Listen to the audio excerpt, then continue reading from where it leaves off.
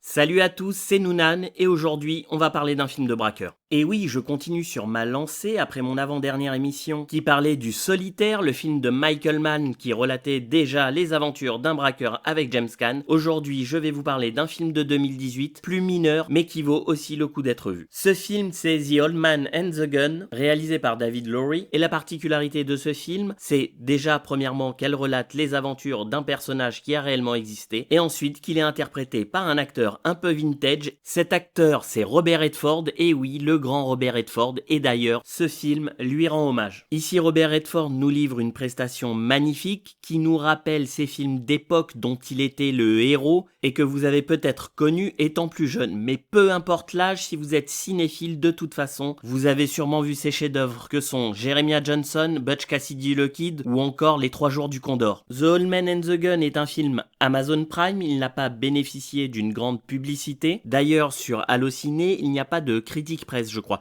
Il n'y a pas de moyenne de critique presse. Alors, à l'ère du MCU, donc des super-héros ou encore des films de Christopher Nolan, certains d'entre vous vont me dire qui a envie de voir ce genre de film. Eh bien, j'ai envie de vous répondre qu'il est temps de rendre hommage à ces stars hollywoodiennes qui ont façonné nos acteurs d'aujourd'hui, ces stars des années 70-80, qui ont influencé dans leur jeu et dans leur carrière des grands acteurs aujourd'hui comme Brad Pitt par exemple. Si j'évoque Brad Pitt, évidemment que ce n'est pas un hasard car ils se sont donné la réplique avec Robert Redford dans le film Spy Game de Tony Scott qui évoque la transmission d'une génération à l'autre. Alors David Lowery réussit à retranscrire avec The Old Man and the Gun ce type de film que l'on retrouvait dans les années 70-80. Il réussit à le retranscrire grâce à la mise en scène, l'image, le grain, le rythme et même la bande originale du film qui est magnifique, mais on y reviendra tout à l'heure. Mais d'abord, de quoi ça parle The Old Man and the Gun? Eh bien, ça parle de l'histoire vraie de Forrest Tucker, un braqueur hors pair et un spécialiste de l'évasion qui continua sa carrière jusqu'à l'âge de 78 ans avec sa bande de potes retraités. Alors, Forrest Tucker et son gang braquent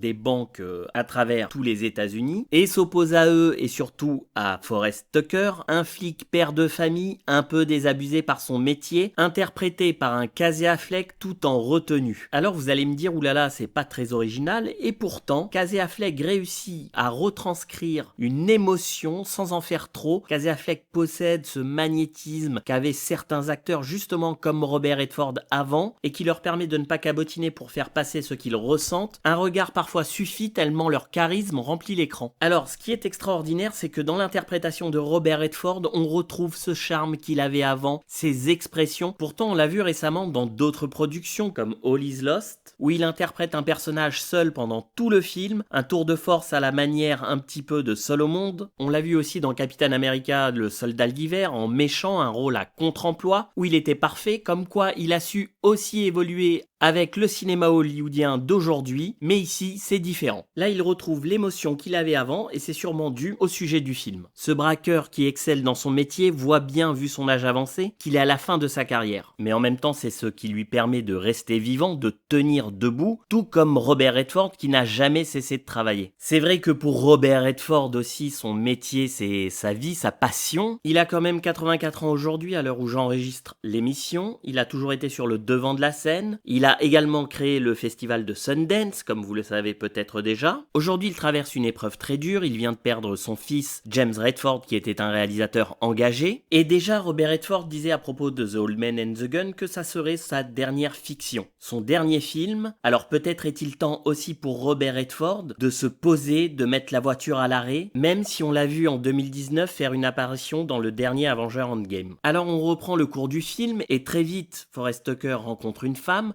interprétée par Sissy Spacek, l'actrice notamment de Carrie de Brian De Palma. C'est une femme très belle et on se rend compte qu'elle a ce charme qu'avaient ces actrices d'avant, à l'époque justement de Robert Redford. Sissy Spacek a aujourd'hui 70 ans et cette dame garde cette classe réellement qu'avaient ces icônes des années 70-80. Alors dans cette rencontre, on voit que Forrest Tucker Tucker garde une âme de jeune homme romantique, on le voit dans son regard pétillant et c'est clairement cet état d'esprit qui continue à le faire avancer. Robert Redford l'interprète de façon magnifique et c'est sans doute pour ça que l'on retrouve ses traits, ce charme de jeune acteur qu'il avait avant dans ces films dont je parlais tout à l'heure. Forest Tucker est un braqueur assez particulier, il braque de façon espiègle, avec un grand sourire, on a l'impression d'avoir un monsieur très gentil, très classe, on a limite un braqueur qui s'amuse quelque part en face de nous, mais quand on voit le pédigré du bonhomme, on sait qu'il pratiquait son activité avec un grand sérieux. Forest Tucker s'est évadé de prison un nombre incalculable de fois et on le montre dans un épilogue magique à la fin du film avec des images de Robert Redford plus jeune. Ce qui ressort de l'enquête de Forest Tucker et des dépositions recueillies par l'inspecteur John Hunt,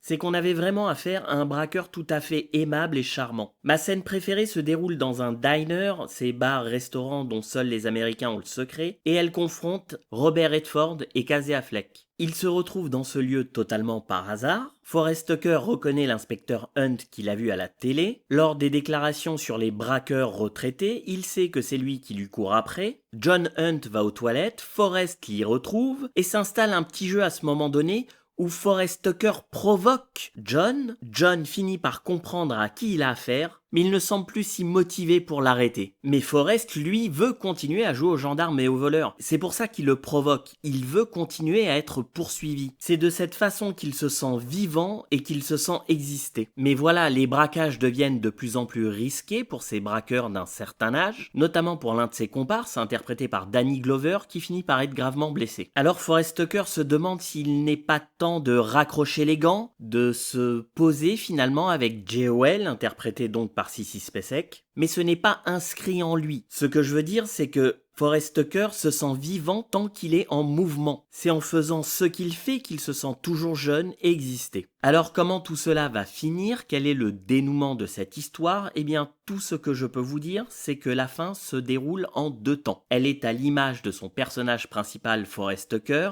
La fin est touchante et ce film hommage à Robert Redford est vraiment à découvrir. C'est un tour de force de la part de David Lowery de réaliser un film comme on en faisait à l'époque, car il réussit à restituer tant dans l'ambiance que à l'image ce genre disparu aujourd'hui. Alors il pousse l'hommage dans cette nouvelle affiche que je vous montre à l'écran, qui rappelle le film L'Arnaque avec Robert Redford. Le film a coûté 16 millions de dollars et en a rapporté 18. J'ai vu de plus gros succès, mais j'ai également vu de plus gros échecs. La bande originale du film est réellement magnifique. Elle est composée par Daniel Hart et c'est une vraie Madeleine de Proust. Pourquoi je vous dis une Madeleine de Proust? Car elle nous rappelle réellement dans ses tonalités, ces mélodies qu'on avait l'habitude d'entendre dans les films de Robert Redford quand on était plus jeune. Enfin, quand j'étais, pour ma part, plus jeune. Et cela nous rappelle ces visages, ces héros que Robert Redford a incarnés. Et je vous ai préparé un petit montage de la bande originale du film avec justement des photos de certains de ces héros, comme Jeremiah Johnson ou Joseph Turner,